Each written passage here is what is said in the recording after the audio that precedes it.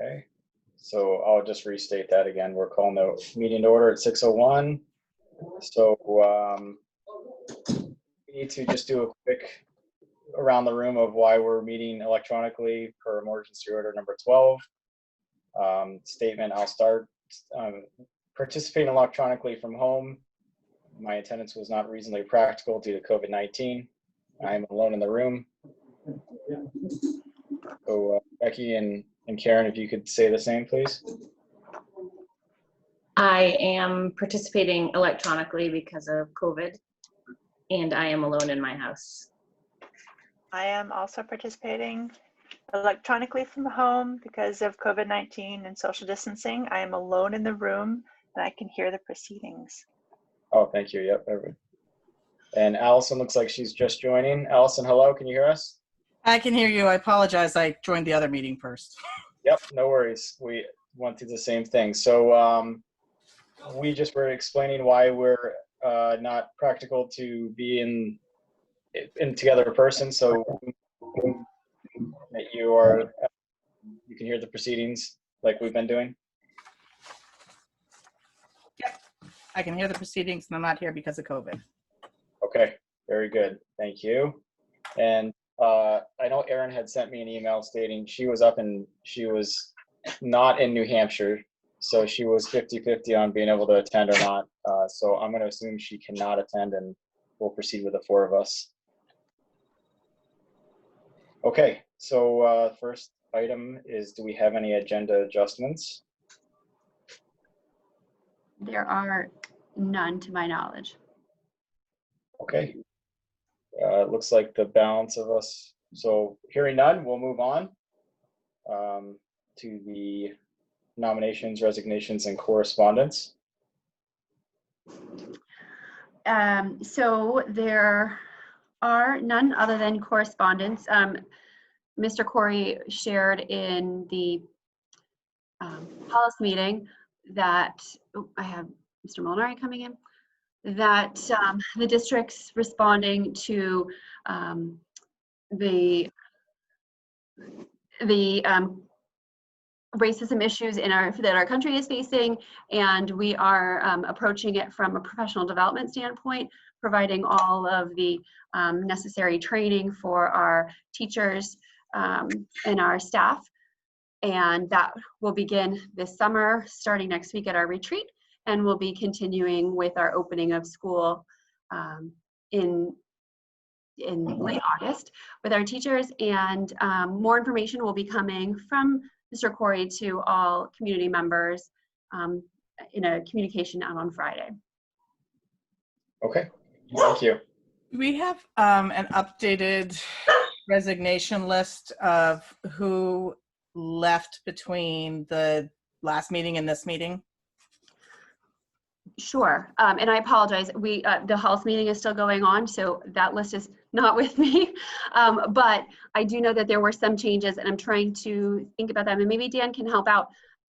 But since our last meeting, we did receive a resignation from Beth Penny, our science specialist in the district, and we also received a resignation from Megan Gagne, the art teacher at CSDA. At this time, we have not posted those positions yet, as we're trying to determine what next year will look like and how best to utilize personnel in the future. Okay, thank you. Dan, did I forget anybody? I think I covered it. And we did for resignation, I think we covered it. We did hire recently a new school psychologist, so that's good news. And yeah, I think that's it. And then new case manager hired at CSDA. I'm not sure if that happened between the last meeting or prior to that, but like what Gina said, we're fully staffed other than art right now, science, and I believe that's right around, yeah. It's just art at CSDA, not RMMS, though. Yes. Art at CSDA, yep. Okay, I just wanted to make sure I wasn't out too, that I. No. Okay, thank you. Was the third grade position filled?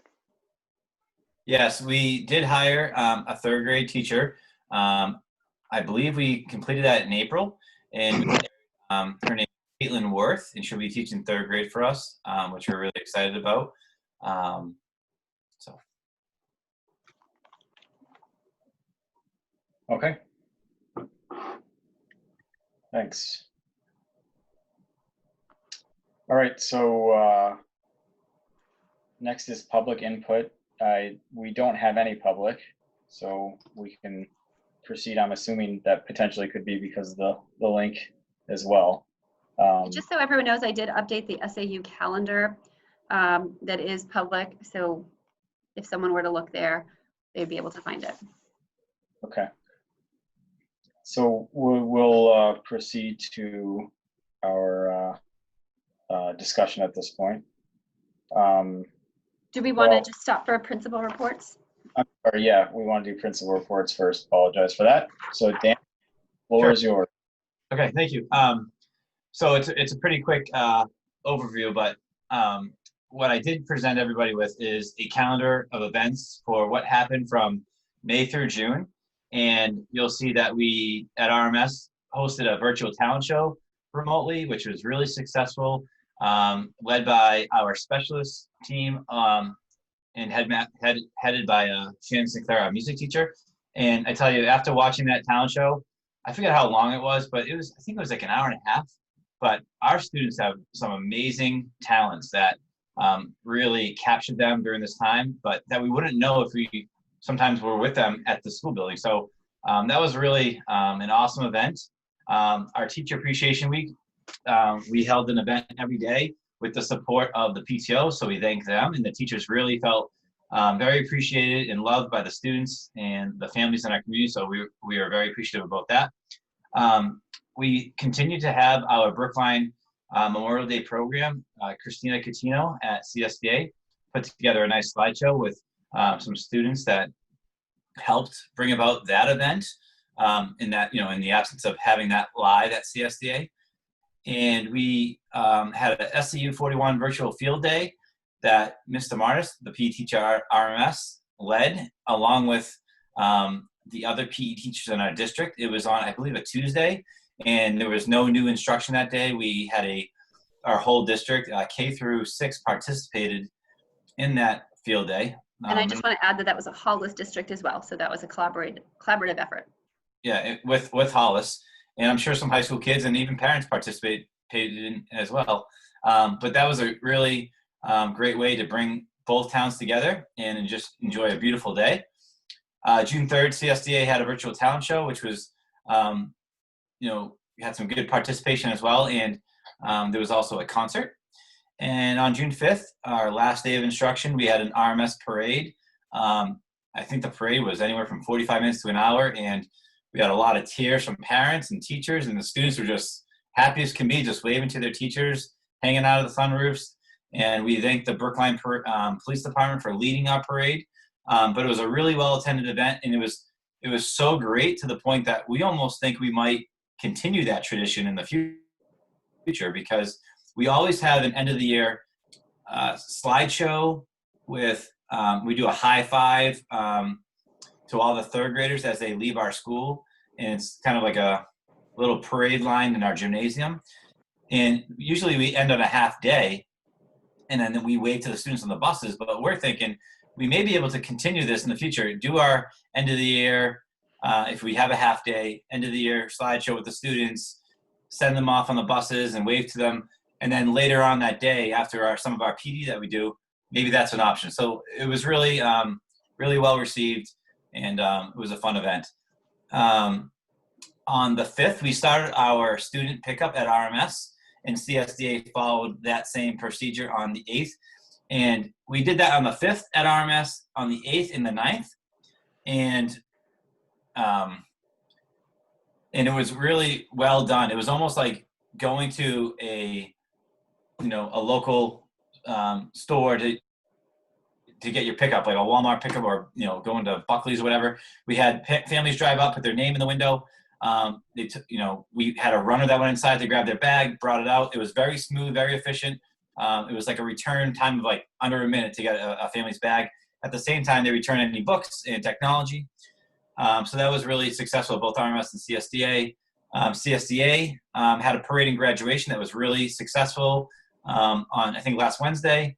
We also celebrated Mrs. Camiso and Mr. Dobe last Thursday and Friday with parades, similar to what we did at RMS and CSDA. And our last teacher day was last Friday. And then report cards, if you don't know and you're anxiously waiting, they'll be coming out on Friday, along with a school survey that will be sent out for families with some feedback about how remote learning went. So to be honest, you know, from this the last 2 months, I feel as though I'm really proud of our staff in Brookline for what we provided all the families and students during this time. And the teachers worked very well collaboratively and really cohesively. But what I wanted to share is, as you can see, we tried to keep all the things that we do in the springtime as normal as can be. And we really did that, I feel, successfully remotely. So that's our principal's report. And as you can see for the enrollment, we're pretty consistent with our numbers at both RMS and CSDA.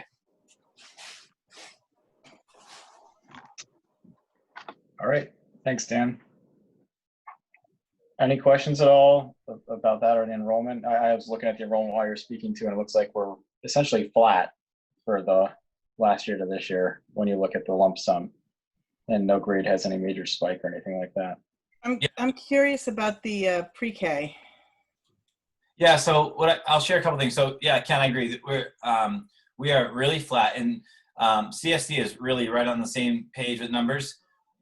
We do have a little bit of a dip in RMS with 15 students, but we're going to have, I'm sure, some more move-ins over the summer. We usually tend to get anywhere from 15 to 20 or so move-ins. But preschool, Allison, the reason why it's not really a drop, but what it is the preschool enrollment is based off of special ed need.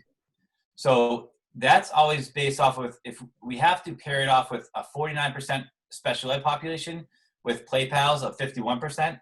So right now the program has 2 identified students and 4 play pals, knowing that we have, because it's the 3-year program and we are remote right now, we haven't been able to do any evaluations, but we will get more students as the year goes on coming to our preschool program. And I can tell you, we've got like a number of families in the works that just want to get in, but it's all based off of special ed need. So. And you can only take the 51 to 49. You cannot take more than the 51.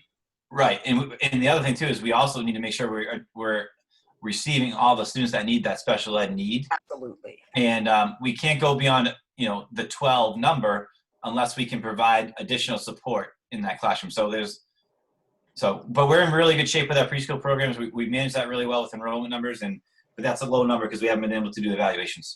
That and I just would add to that also has to account for the kiddos that turn 3 during the school year that would have to start on their birthday.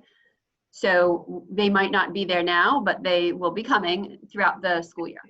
That makes so much more sense. Okay. So we are going to move to discussion now. Apologize for that for a moment. We'll start with the budget committee for Brookline that Karen has been representing us on. Just a quick overview. So we started about a month later than we had anticipated, but we just kind of finalized our list of peer towns and peer schools, and we're in a very quick data collection couple of weeks, and we're still trying to hit our target of coming back with recommendations at the end of August, and our final presentation kind of recommendations are due October 1st. So it's moving along, but it's still early. Are you holding those virtually, Karen? Yes, we are. All I right, think very- there's some discussion about the next one, but right now it's scheduled for Zoom. Okay, and just a reminder for anyone listening that Karen is representing us as a result from our town meeting where this came about as a motion at the town meeting. I also, just real quick before we keep moving, so Aaron had joined at 6:11. I made that note. Aaron, can you hear us, and can you state why you were participating? Yeah. Yes, I can hear you, and I'm participating because of COVID remotely. Thank you. All right, very good. Thank you. Sorry, I missed the second link. I was on the wrong link all that time. I actually made it on time. Sorry about that. No worries. All right. You, Aaron. Thanks for everyone being flexible. Sorry. Okay, so this is then the next topic's the SU 41 school year transition planning. I anticipate this will probably have some discussion, but Gina, are you presenting to us first? Yep, so it was Bob and myself presenting, and he had the first half, but I'm gonna wing it. So the document that was in the packet gave some information about the transition framework. So framework is like simply a plan for a plan. And we're really utilizing the incident command model because we are truly really talented in the incident command. We know that well, but also it truly is a way that we are responding to a crisis. And so what we're doing is we are looking to see that all the different considerations and then creating small focus groups so that no one person has to cover everything, but we're focusing groups of people to make decisions in smaller areas or make recommendations, I should say.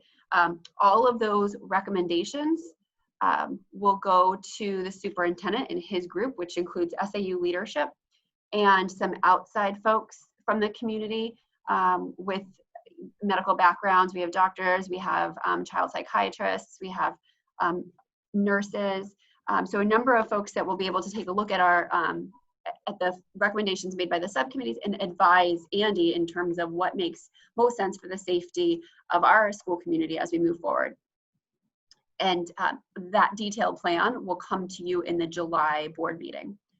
But as I said, this transition framework is really built upon guiding references from the American Academy of Pediatrics, the CDC, not just opinion groups, but really just sort of fact-based groups. And these resources, they don't tell you the magic plan. They just ask you to consider, what about this? What about this? And so what we've done is we have pulled from all those resources all the considerations, and then we've separated them into what has become subcommittee work.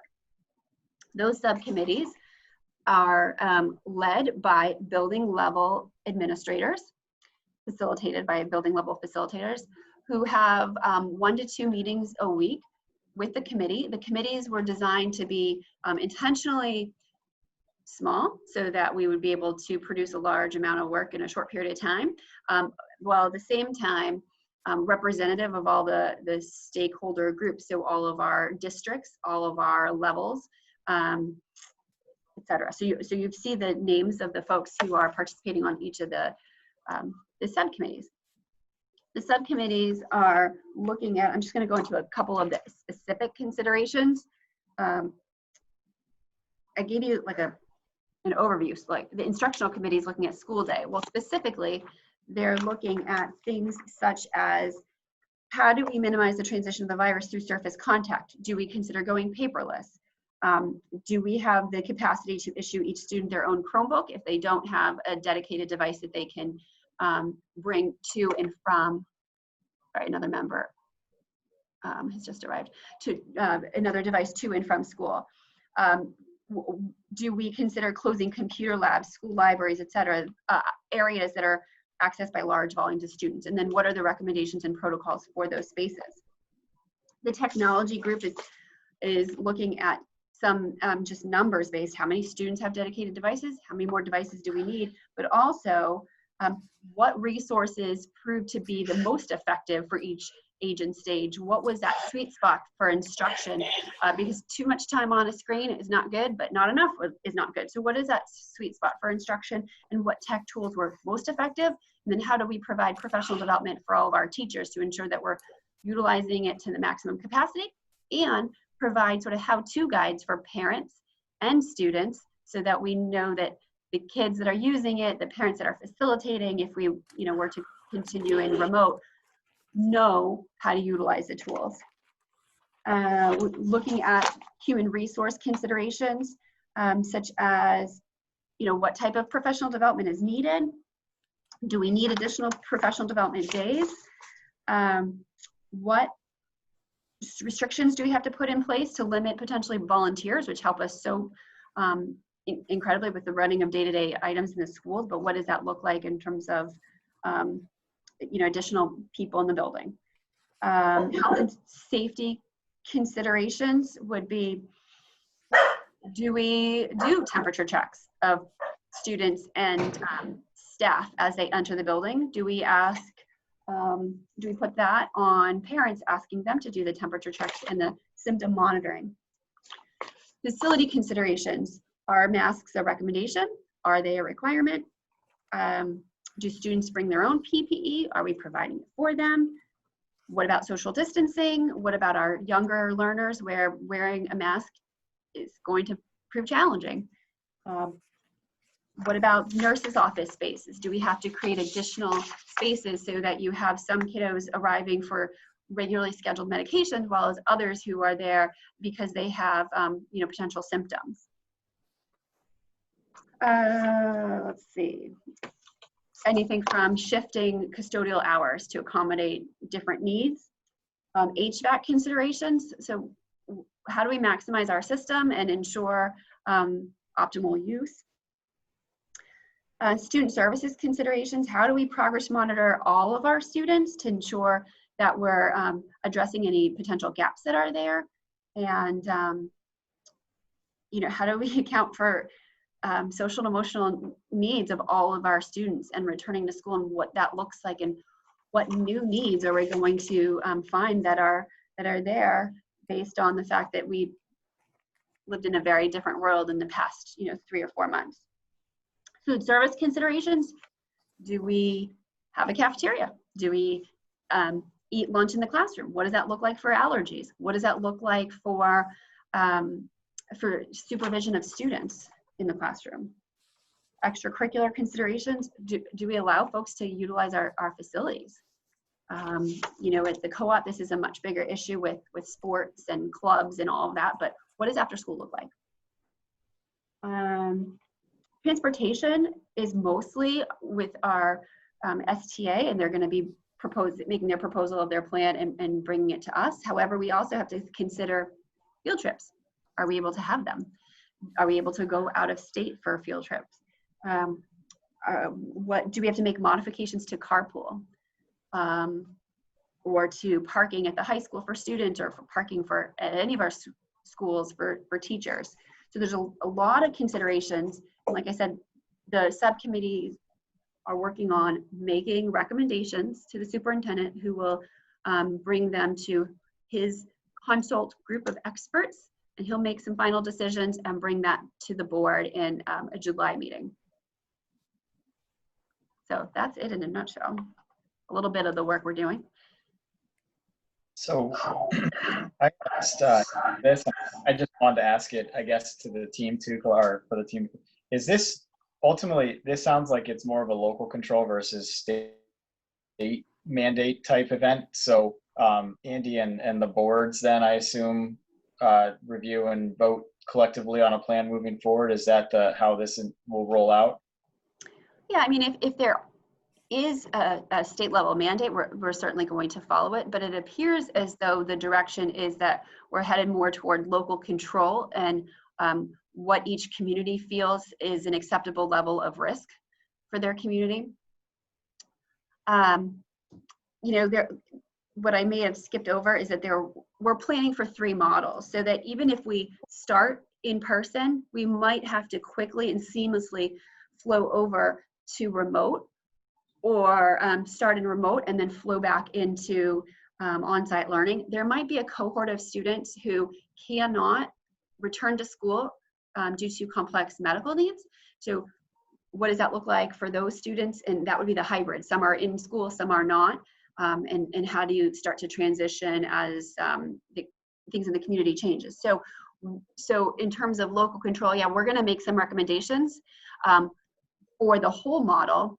And then as we get closer to the start of school, a decision will be made as to which specific model, remote or in person or hybrid, will we be beginning the school year, and at any point if we need to flow. So that would, at this point, it looks like that is the superintendent's decision with the board alongside him. But, you know, if the state issues a mandate that we're in remote, then we're going to be in remote. And it looks like the superintendent's about to join us. Okay. Have you heard anything that, I know there was the return to school cohort at the state level in the survey. Has anything come out from that yet? Or I know that will factor into all your decision making too. Have we heard anything from that at all yet? The expectation is that we're going to hear something by the end of the month. So certainly if and when that is released, we'll take that and look at that and compare it to where we're at with our subcommittee work and our recommendations. You know, and try to reconcile any potential differences that exist. And I'm not so sure, you know, all the work that the Return to School Task Force is doing, how specific it is to exactly what we're doing and the questions that we're answering. So it'll be interesting to see what they have. And like I said, the expected date is the end of the month. I do see that Allison has a question. Oh, when Ken's done. Yeah. No, go ahead, Allison. Okay. First of all, I want to thank you guys for doing this. It is no small feat, and somebody's going to hate you no matter what. And I'm sorry for you for that, because nobody's ever going to be in. You're never going to please everybody in the whole thing. So I appreciate the nuance of all of this, and it's a daunting task. The one thing that I think from my perspective, having had all my kids in quite literally well, I guess 2 out of the 3 systems, right, across the SAU, but 3 different schools, is that the level of teacher involvement was drastically different depending on the teacher. So, and I understand that that is going to be across grade levels and the different, you know, the AP chemistry teacher is going to have a different level of involvement than a grade 5 teacher. But I'm seeing that, you know, when I talk with other grade 5 teachers, other grade 5 parents, their children's teachers have X number of Zoom sessions with their students, and my child gets X number of Zoom sessions and instructional time. And I feel that that's one thing that there needs to be a better consistency of dispersion of instruction across, especially within the schools, even if it's not across SAU wide, like it would across Hughes and CSDA, that it's at least across CSDA that grade 5 is getting the same sort of time and instruction if we're going to remote learning. Sure, and that's certainly one of the outcomes we hope to have. You know, we switched to remote learning and we did so at, you know, lightning speed. And, you know, it was sort of figuring it out as we went along and do some reflection and make some changes. We were intentionally flexible. And if we were to continue in remote learning, you know, our plan is to set parameters so there's an expectation for our students of when they're going to be participating, expectation of parents for, you know, please support us. Attendance looks like this when we're in remote.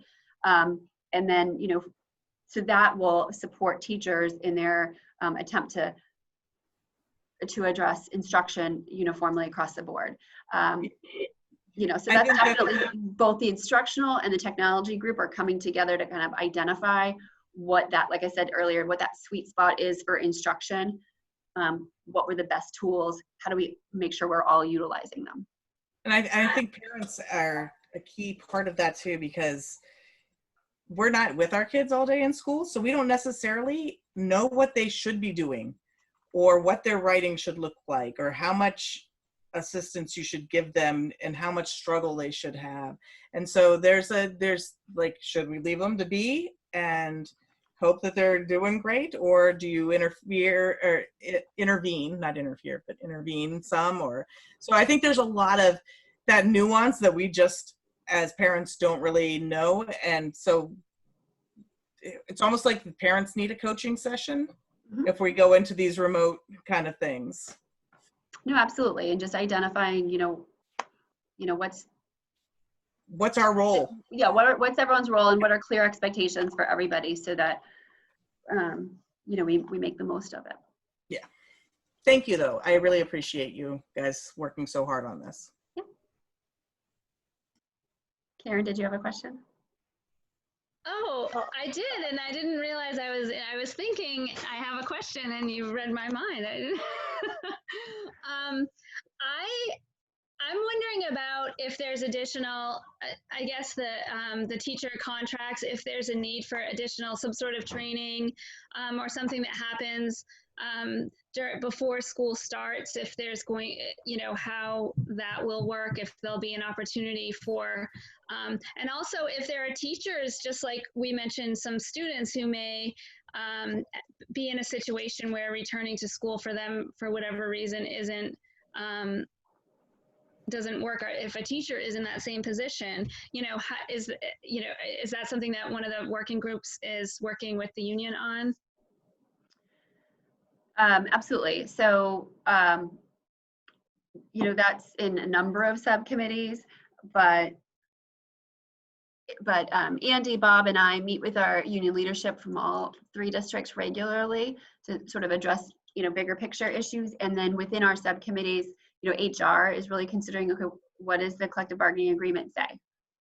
You know, what's the proper protocol or procedure for this? But this week I did send out a survey to all of our folks who are working with students in an instructional capacity to just ask them for their feedback of what worked, what didn't work, what do they need, what professional development would they like? If we're in remote, what professional development would they like if we're in person? Because we're gonna have to build a classroom community with a group of kiddos that experience something very different for trimester 3. So what do the teachers need so that we can all support each other and support the students? So absolutely. The other piece, Erin, is as we get further along in the process in our discussions with the union, we may have to look to potentially do a sidebar around some of these items because what happened this year was we pivoted on a dime and the union was very accommodating and worked with us. But as we move forward, to Allison's point, we want to provide more consistency. So sometimes that can take the place of a sidebar or a memorandum of understanding of how we'd like to proceed.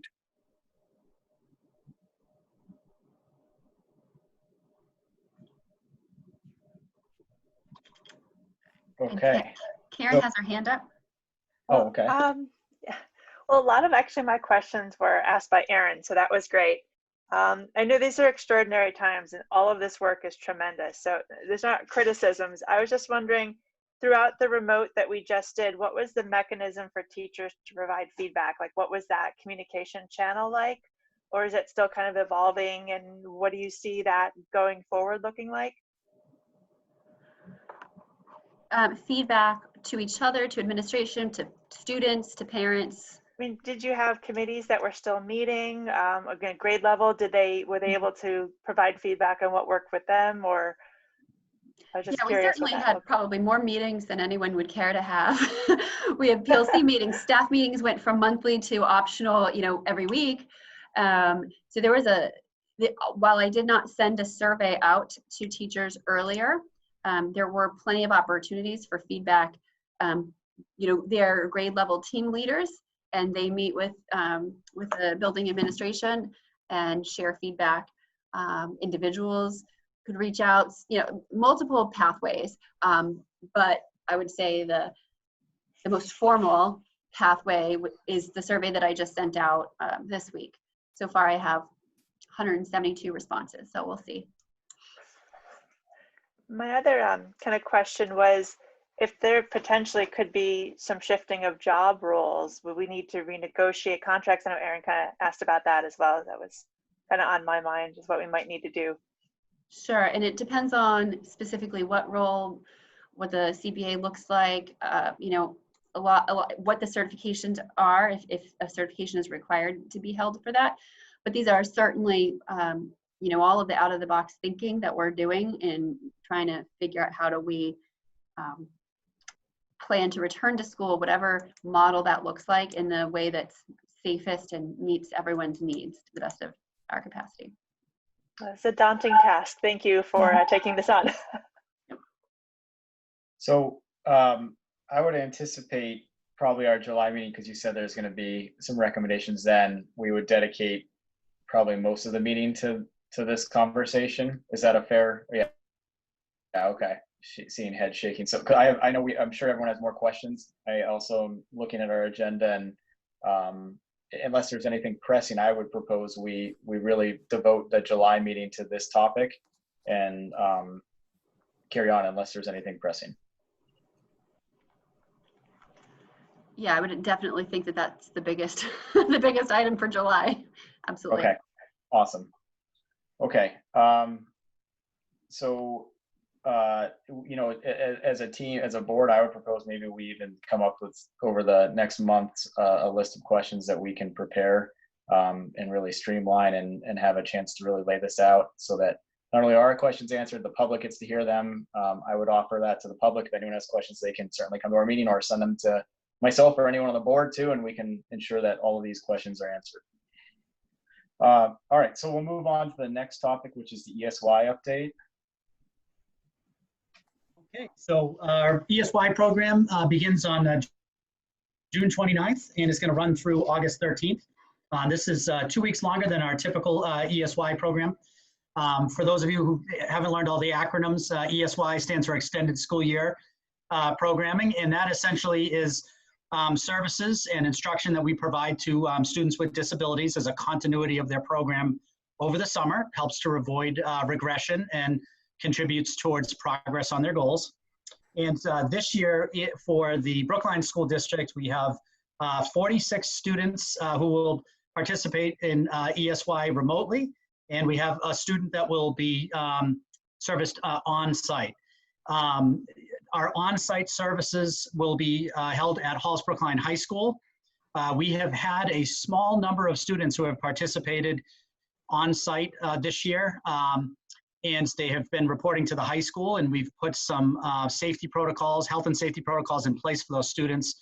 And rather than reinventing the wheel and having multiple locations for our students in ESY on-site, we just chose the high school. And again, the additional 2 weeks is really because we ended our school year about a week earlier.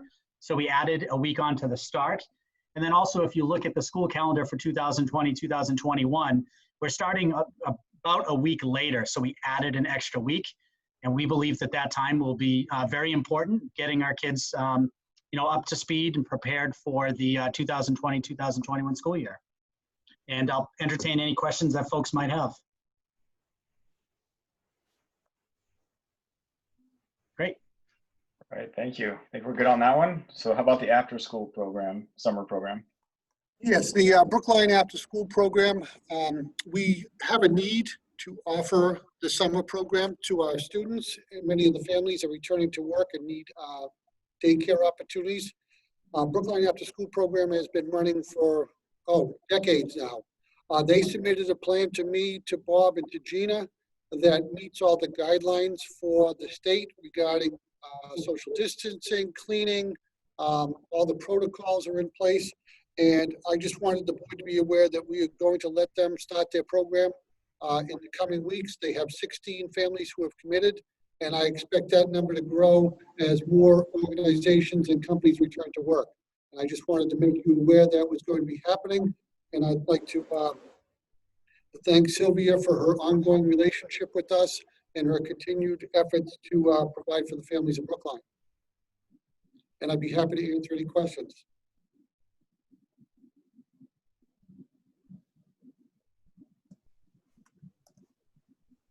Okay, thanks.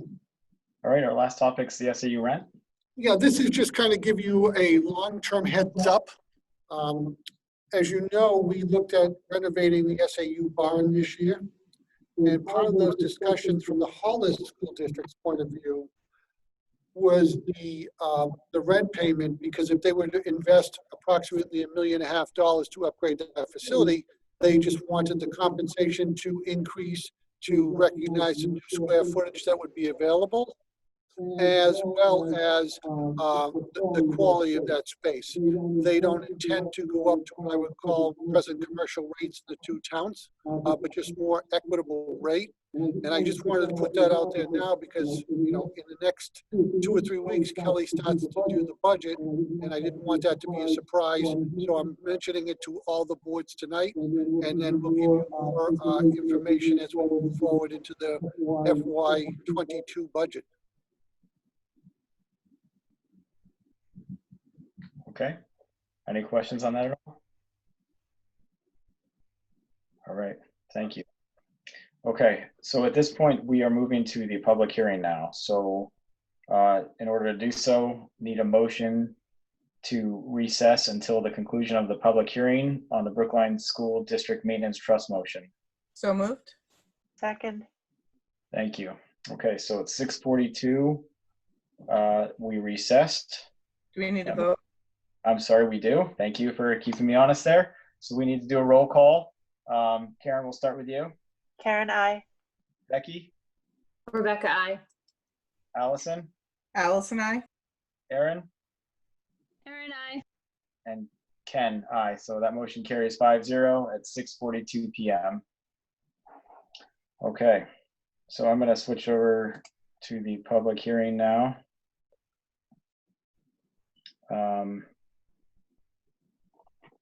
Do we need to, well, I mean, we've stated that we can hear publicly, so do we need to do that again, or can we bypass that at this point?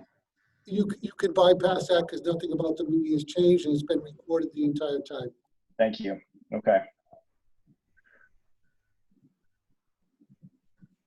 All right. So I guess, are we going to walk through this and then we'll open up for public testimony? Yeah, I'll be happy to go over if you guys can all refer to the document in the board packet that refers to the expendable trust.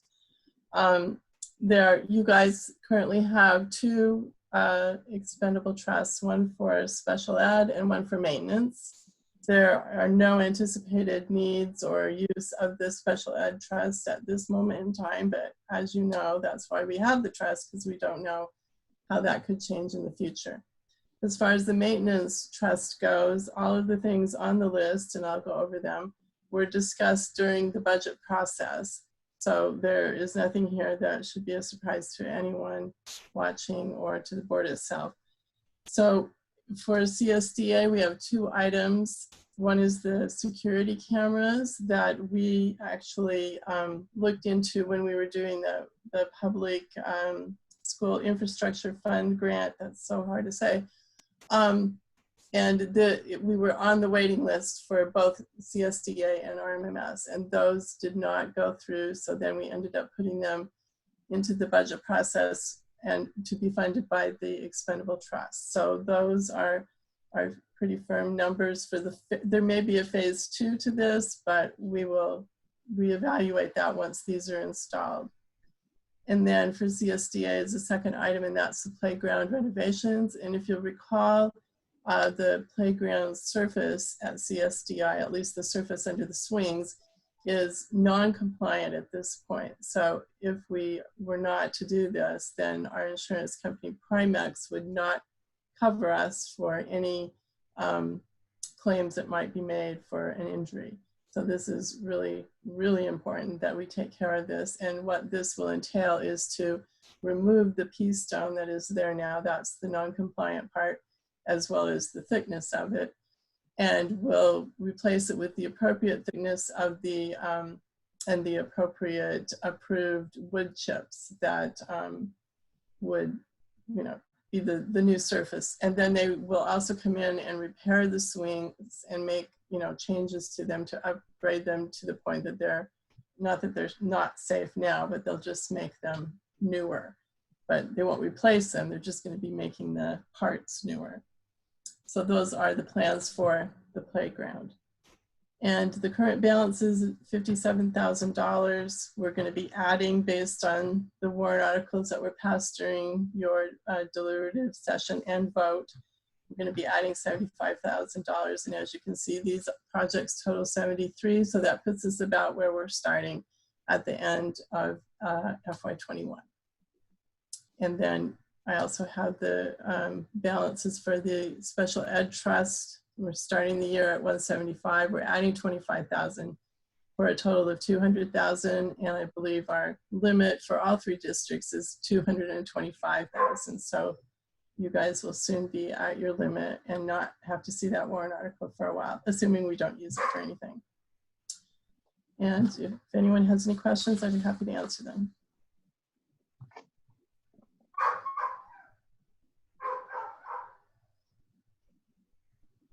I guess the only thing I would note is I think we've talked about this plan throughout the budget cycle. So we've been pretty transparent with what the intent here was.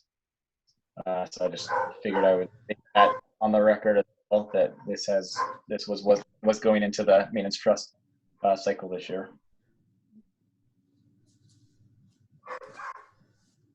Okay, so if there are no questions, I'm going to open the floor for public testimony.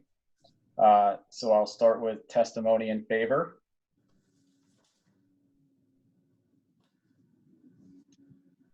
Seeing none, I will move to testimony in opposition. We'll do one more round. So testimony in favor. Okay, and lastly, testimony in opposition.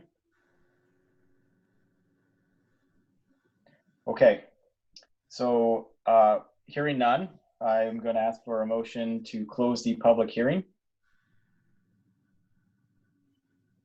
So So moved. moved. Second. Thank you. All right, so we're going to go into roll call. I remember this time. Start with you, Karen. Karen, aye. Rebecca, I. Allison. Alice and I. Erin, I. Ken, aye. So that moves 5-0. We are closing our public hearing at 6:48 p.m. And we are now reconvening the board session at 6:48 p.m. So at this point, we're going to move to deliberation around what we just heard on the recommendation around the maintenance trust. I'm going to start with a motion, and then we can discuss this. So the motion is to authorize the expenditure of an amount not to exceed $73,000 from the school building maintenance expendable trust fund for the purchase of the maintenance items identified during the public hearing. So moved. So moved. All right, Allison got that one in, and Becky. Second. Oh, whatever. All right. Okay, so at this point, now that motion is on the floor for any further discussion, if there is any. I mean, like you said, Ken, there's no surprises here. We've kind of talked about this all along, and it was, so I think it makes sense. Okay, thank you.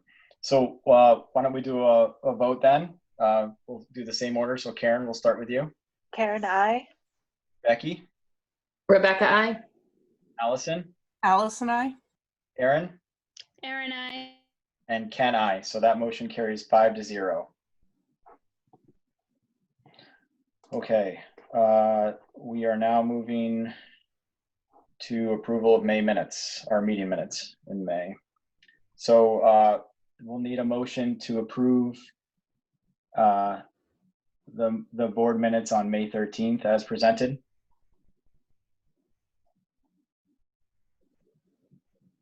So moved. Second. Okay, thank you. We'll do a roll call vote. Karen?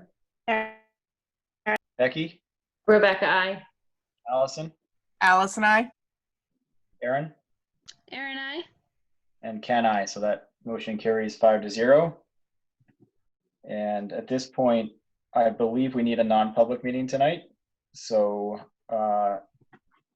we need a motion then that the board by roll call go into non-public session pursuant to RSA 91A:3 Roman numeral 2A, the dismissal, promotion, or compensation of any public employee, and RSA 91A:3, Roman numeral 2C, to discuss a matter which, if discussed in public, would likely affect adversely the reputation of a person other than a member of the body or agency itself.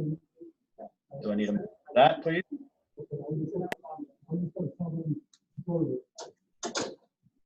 So moved. Second. Thank you. And we need a roll call vote for that. Karen? Karen, I. Rebecca, I. Allison? Alice and I. Aaron? Aaron, I. Ken, I. So that motion carries 5-0. We are entering into non-public session at 6:51 p.m. Yep, now Bob will send you a new link. So each of you is going to leave this meeting and you're going to join the non-public session that Bob just sent to you. Very good. Okay? Ken, I'm not going to be able to make it if it's okay to the non-public, okay? Okay, we have a quorum. Does that work? Okay. Yep. Thanks, Thank you. guys. Sorry. All right.